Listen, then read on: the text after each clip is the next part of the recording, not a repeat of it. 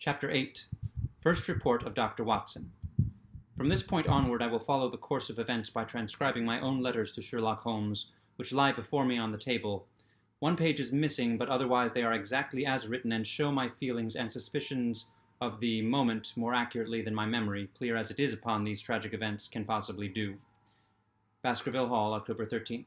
My dear Holmes, my previous letters and telegrams have kept you pretty well up to date as to all that has occurred in this most godforsaken corner of the world. The longer one stays here, the more does the spirit of the moor sink into one's soul, its vastness and also its grim charm.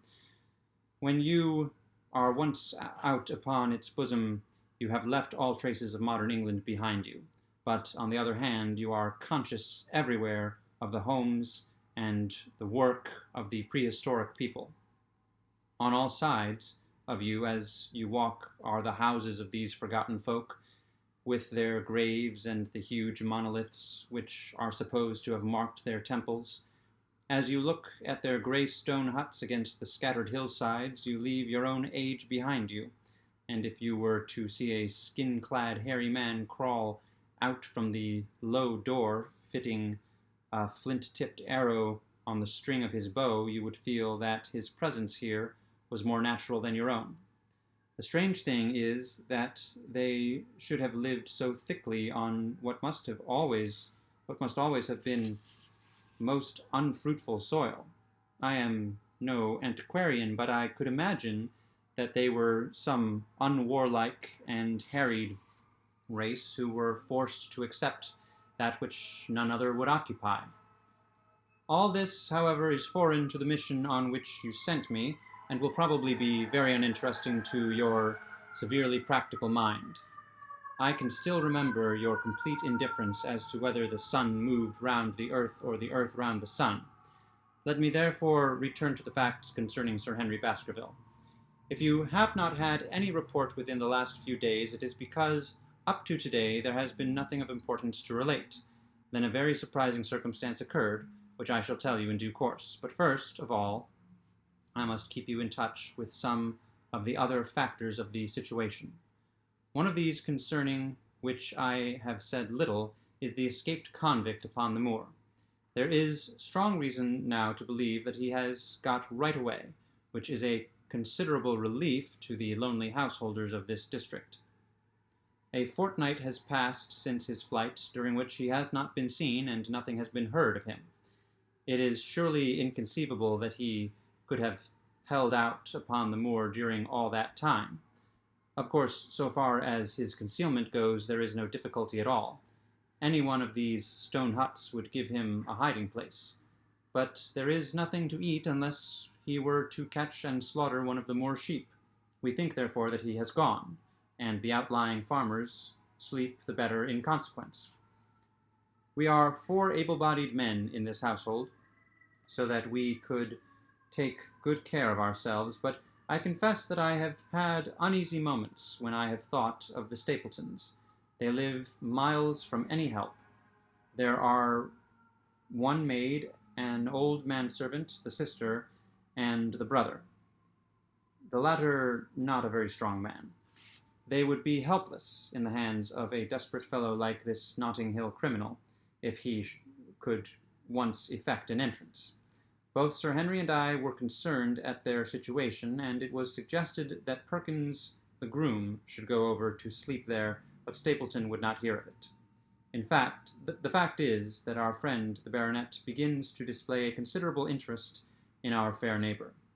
It is not to be wondered at, for the time hangs heavily in this lonely spot to an active man like him, and she is a very fascinating and beautiful woman.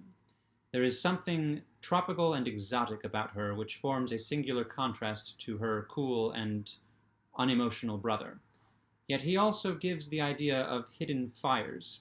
He has certainly a very marked influence over her, for I have seen her continually glance at him as she talked, as if seeking approbation for what she said. I trust that he is kind to her. There is a dry glitter in his eyes, and a firm set of his thin lips, which goes with a positive and possibly a harsh nature. You would find him an interesting study. He came over to call upon Baskerville on that first day, and the very next morning he took us both to show us the spot where the legend of the wicked Hugo is supposed to have had its origin. It was an excursion of some miles across the moor to a place which is so dismal that it might have suggested the story. We found a short valley between rugged tors, which led to an open grassy space flecked over with the white cotton grass. In the middle of it rose two great stones, worn and sharpened at the upper end until they looked like the huge corroding fangs of some monstrous beast. In every way it corresponded with the scene of the old tragedy. Sir Henry was much interested and asked Stapleton more than once whether he did really believe in the possibility of the interference of the supernatural in the affairs of men. He spoke lightly, but it was evident that he was very much in earnest. Stapleton was guarded in his replies, but it is easy to see that he said less than he might, and that he would not express his whole opinion out of consideration for the feelings of the baronet. He told us of similar cases where families had suffered from some evil influence, and he left us with the impression that he shared the popular view upon the matter. On our way back we stayed for lunch at Merripit House, and it was there that Sir Henry made the acquaintance of Miss Stapleton. From the first moment that he saw her, he appeared to be strongly attracted to her, and I am much mistaken if the feeling was not mutual. He referred to her again and again on our walk home, and since then hardly a day has passed that we have not seen something of the brother and sister. They dine here tonight, and there is some talk of our going to them next week. One would imagine that such a match would be very welcome to Stapleton, and yet I have more than once caught a look of the strongest disapprobation in his face when Sir Henry has been paying some attention to his sister. He is much attached to her, no doubt, and would lead a lonely life without her, but it would seem to the height of selfishness if he were to stand in the way of her making so brilliant a marriage. Yet I am certain that he does not wish their intimacy to ripen into love, and I have several times observed that he has taken pains to prevent them from being tete-a-tete. By the way, your instructions to me never to allow Sir Henry to go out alone will become very much more onerous if a love affair were to be added to our other difficulties. My popularity would soon suffer if I were to carry out your orders to the letter. The other day, Thursday to be more exact, Dr. Mortimer lunched with us. He has been excavating a barrow at Long Down, and has got a prehistoric skull which fills him with great joy. Never was there such a single-minded enthusiast as he.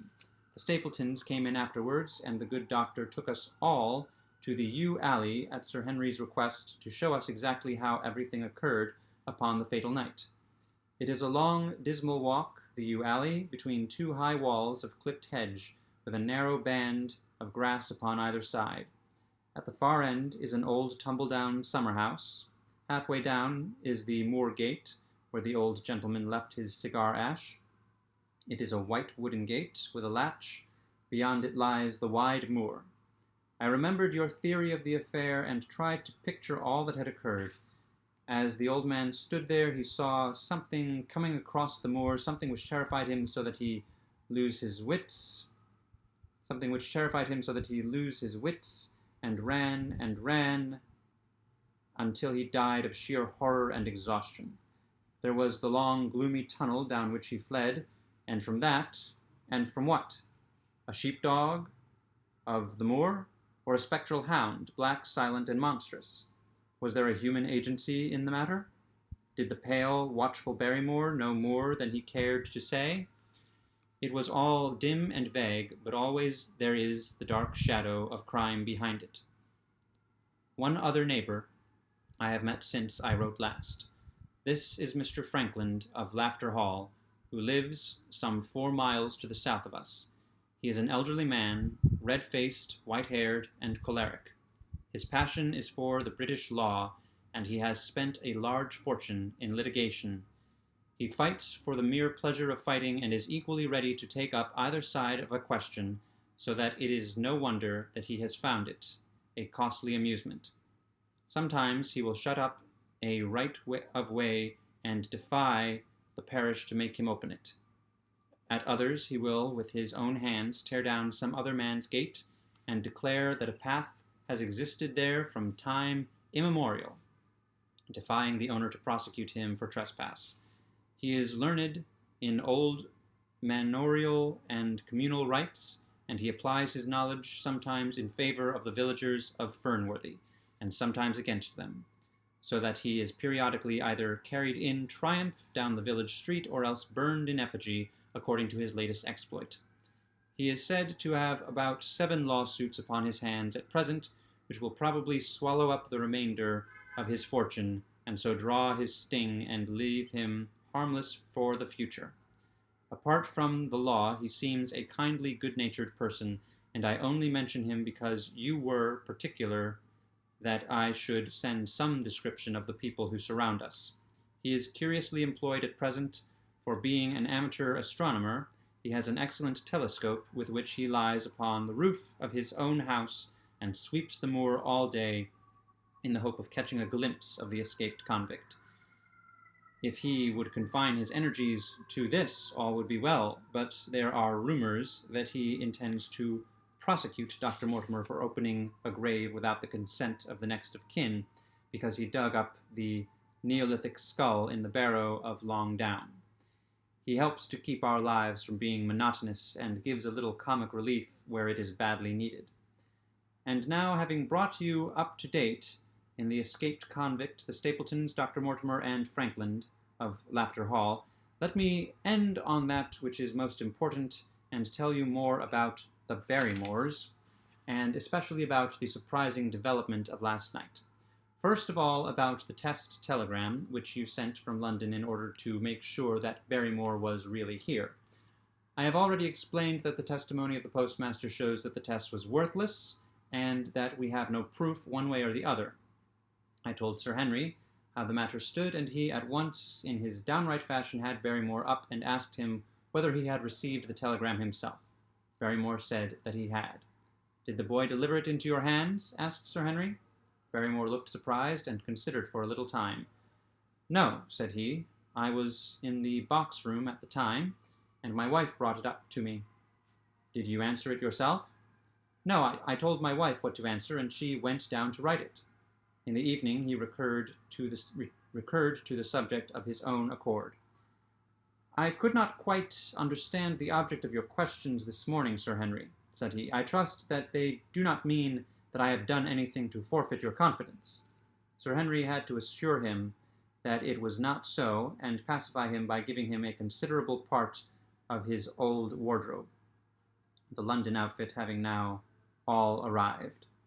"Mrs. Barrymore is of interest to me.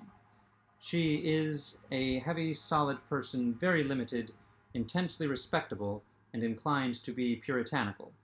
You could hardly conceive a less emotional subject, yet I have told you how, on the first night here, I heard her sobbing bitterly, and since then I have more than once observed traces of tears upon her face. Some deep sorrow gnaws ever at her heart.